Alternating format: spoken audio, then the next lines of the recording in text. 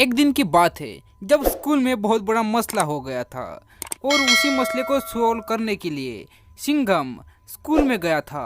और वो मसला सॉल्व करते करते सिंघम को बहुत रात हो गई थी। सिंघम को घर जाने के लिए कोई भी गाड़ी नहीं थी। वो पैदल ही घर की तरफ जा रहा था। वो सोच रहा था कि अभी मेरे पास गाड़ी होती तो मैं जल्दी से घर पहुंच भी जाता, पर अभी मुझे तो पैदल ही जाना पड़ रहा है।